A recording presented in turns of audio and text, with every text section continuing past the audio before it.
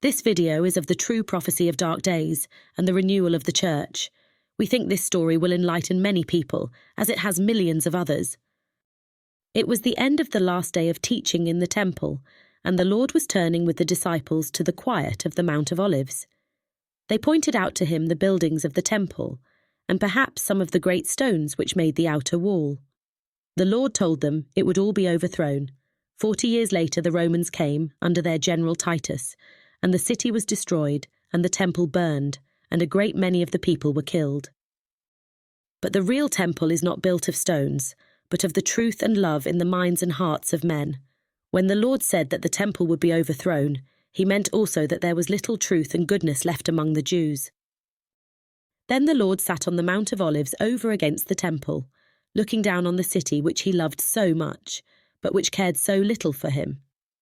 As the shades of evening deepened around, Peter and James and John and Andrew came to him privately and asked about the sad things that were coming. He told them that there would be darkness and wars, darkness in the minds of men, when almost all true knowledge about the Lord and heaven would be lost, and wars when those who called themselves Christians would quarrel about holy things. Then would come the sign of brighter days. Men would grow more kind, and would take better care of sick people and of children, and of the poor. All this which is coming true today is the budding of the fig tree. And the Lord would come in the clouds of his holy word. He is teaching us to understand the Bible, revealing himself to us in its deeper meaning. He has truly come again with new power. And Jesus went out and departed from the temple, and his disciples came to him to show him the buildings of the temple. And Jesus said unto them, See ye not all these things? Verily I say unto you, there shall not be left here one stone upon another, that shall not be thrown down. And as he sat upon the Mount of Olives, the disciples came unto him privately, saying, Tell us, when shall these things be? And what shall be the sign of thy coming, and of the end of the world? And Jesus answered and said unto them, Take heed that no man deceive you, for many shall come in my name, saying, I am Christ, and shall deceive many. And ye shall hear of wars and rumours of wars. See that ye be not troubled. For all these things must come to pass, but the end is not yet. For nation shall rise against nation, and kingdom against kingdom, and there shall be famines, and pestilences, and earthquakes in divers places. All these are the beginning of sorrows. Immediately after the tribulation of those days shall the sun be darkened, and the moon shall not give her light, and the stars shall fall from heaven, and the powers of the heavens shall be shaken. And then shall appear the sign of the Son of Man in heaven, and then shall all the tribes of the earth mourn, and they shall see the Son of Man coming in the clouds of heaven with power and great glory. And he shall send his angels with a great sound of a trumpet, and they shall gather together his elect from the four winds, from one end of heaven to the other. Mountain of Olives, state of heavenly affection and perfect love. There shall not be left here one stone upon another, that shall not be thrown down, the falsifying of truth. Famines and pestilences and earthquakes. The sun be darkened, and the moon shall not give her light, and the stars shall fall from heaven.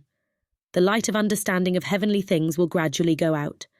The fullest kind of understanding, or perception of a loving heart, fiery sun, will be lost. Clear intelligence, moon, will no longer be available, and the little bits of knowledge about heavenly things, stars, will be lost. The Son of Man coming in the clouds of heaven with power and great glory. The Lord will come to men in the letter of the word, which conceals and yet reveals the Lord, like a cloud hides and reveals the sun. He shall send his angels attend his coming, and they, like prophets, represent in an impersonal sense the many messages of truth which come to us from the Lord. Great sound of a trumpet, the great power of the Lord's truth. The condemnation. And now their judgment follows, which would free the simple-hearted from their yoke. They had the law and taught truth from it for the common people, even if they perverted it for themselves.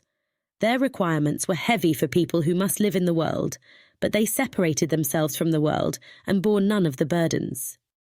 They taught truth showily, that they might be seen of men, and have honour as teachers of men. The Lord's followers should not try to be leaders, but brethren, loving the Lord, children of one Father. They should not care to be great, but to serve and do good. But they who were in pride of truth and of holiness neither sought the life of heaven, nor permitted others to seek it, but turned the faces of all to themselves. They taught truth showily, that they might be seen of men and have honour as teachers of men.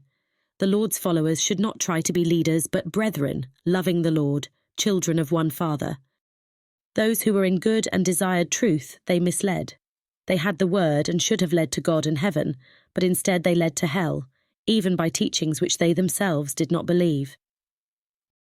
The gold and the gift which were of men they held to be more holy, and swearing by them more binding, than the altar and the temple, when yet the altar with its fires stood for the Lord, uniting men to himself, which alone gives holiness to the gifts of affection, and the temple for his teaching of truth, which makes holy the good of their lives. Their own wills were their standard, not the Lord. Outward symbols were to them of sole importance, while the essentials, judgment, mercy, and faith, they cared not for. They strained out and condemned small errors of appearances only, but fundamental false principles of morality, like making purity in mere ceremonials the essential of life, they accepted. The outward forms or receptacles of truth and goodness were all they attended to, not heeding the falsity and evil with which they were filled. Woe was denounced upon them because they were of hell and tended thither. They professed the extremest righteousness of life toward God and men, but within were full of hypocrisy and iniquity.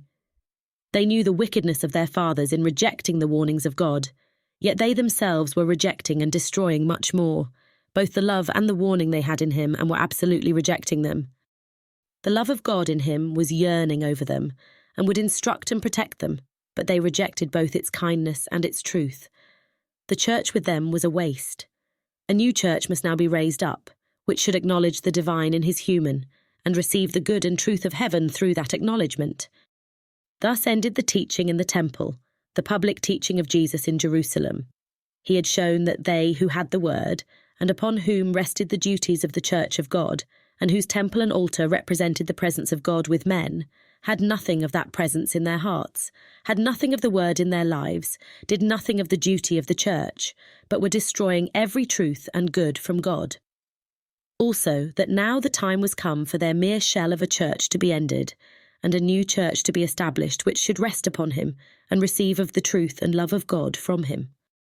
The Lord had explored the church at Jerusalem, where was the presence of God and heaven in holy representatives, and had shown that the love and the truth of that divine and heavenly presence were totally destroyed in the church, that the holy representatives were a husk only, with no good fruit but decay and corruption within.